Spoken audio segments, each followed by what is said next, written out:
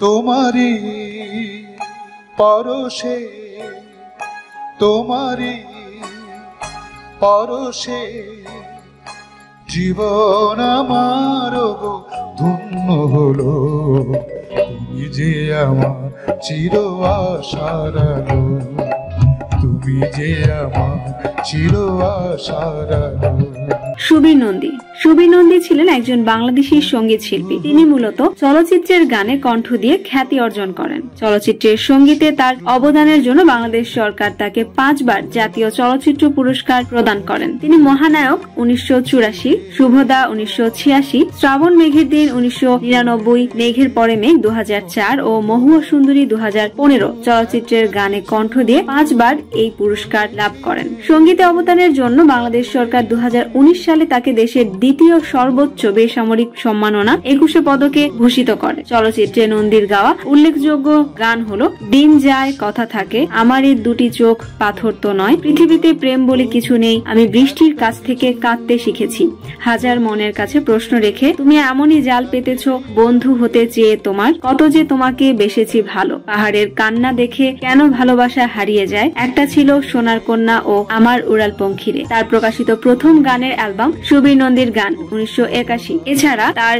অন্যান্য অ্যালবামগুলো হলো প্রেম বলে কিছু নেই, ভালোবাসা কখনো মরে না, সুরের ভুবনে গানের সুরে আমায় পাবে 2015 প্রকাশিত হয় এবং ভক্তিমূলক রামাঞ্জলি। আপনি যদি এই চ্যানেলের নতুন দর্শক হয়ে থাকেন তাহলে সাবস্ক্রাইব করে দেখতে থাকুন আজকের পর্ব। প্রাথমিক জীবন। সুবীর নন্দীর ডাক নাম বাচ্চু। সুবীর নন্দী হবিগঞ্জ জেলার বানিয়াচং থানায় নন্দীপাড়া নামক মহল্লায় এক কায়স্থ সম্ভ্রান্ত সঙ্গীত পরিবারে 19 নভেম্বর 1953 সালে জন্মগ্রহণ করেন। তার মামার বাড়ি শ্রীমঙ্গল উপজেলার বাদে আলিশা গ্রামে। পিতা সুধাংশু নন্দী ছিলেন একজন চিকিৎসক ও সঙ্গীত প্রেমী। তার মা পুতুল রানীও গান গাইতেন, কিন্তু রেডিও বা পেশাদারিত্বে আসেননি। ছোটবেলা থেকেই তিনি ভাই বোনদের সঙ্গে শাস্ত্রীয় সঙ্গীতে তালিম নিতে শুরু করেন ওস্তাদ বাবর আলী খানের কাছে। তবে সঙ্গীতে তার হাতে খড়ি মায়ের কাছে। বাবার চাকরি সূত্রে তার শৈশবকাল চা বাগানে কেটেছে। 5-6 বছর বয়স পর্যন্ত বাগানেই ছিলেন। চা বাগানে খ্রিস্টান মিশনারিদের একটি বিদ্যালয় ছিল, সেখানেই পড়াশোনা করেন। তবে পড়াশোনার অধিকাংশ সময় তার কেটেছে হবিগঞ্জ শহরে। হবিগঞ্জ শহরে তাদের একটি বাড়ি ছিল,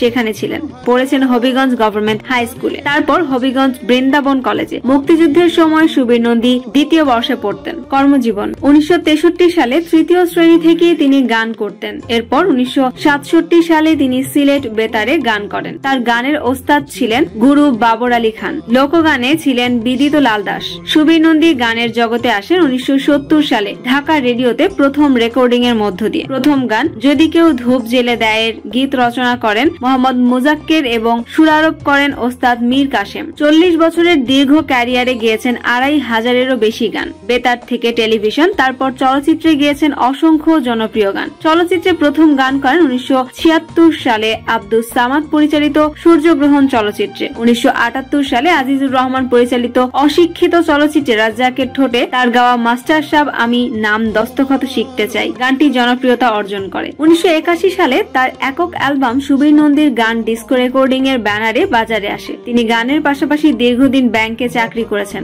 এছাড়া তার প্রেম বলে কিছু নেই, ভালোবাসা কখনো মরে না, সুরের ভুবনে গানের সুরে আমায় পাবে প্রকাশিত হয় এবং প্রণামাঞ্জলি নামে একটি ভক্তিমূলক গানের অ্যালবামও প্রকাশিত হয়। মৃত্যু। নন্দী দীর্ঘদিন ফুসফুস, কিডনি ও হৃদরোগে ভুগছিলেন। 14 এপ্রিল তার শারীরিক অবস্থার অবনতি হতে শুরু করে। 30 এপ্রিল তাকে সিঙ্গাপুর নিয়ে যাওয়া হয়েছিল। সেখানে 5 ও 6 মে পরপর 2 দিন হার্ট অ্যাটাকের পর তিনি 2019 সালের 7 মে 65 বছর বয়সে সিঙ্গাপুর জেনারেল হাসপাতালে চিকিৎসাধীন অবস্থায় মৃত্যুবরণ করেন। বন্ধুরা, এই ছিল আজকের আয়োজন। কেমন লাগলো আমাদের আজকের পর্বটি অবশ্যই কমেন্ট করে জানাবেন। সেই সাথে এমন মহান ও বিশিষ্ট ব্যক্তিদের জীবনী সম্বন্ধে জানতে আমাদের চ্যানেলটি সাবস্ক্রাইব করে রাখুন। ভালো থাকুন সবাই। আসসালামু আলাইকুম। ছিল সেই কন্যার দেশ, দুই চোখে তারা হারে কি মায়া, নদীর জলে পড়লো কন্যার ছায়া,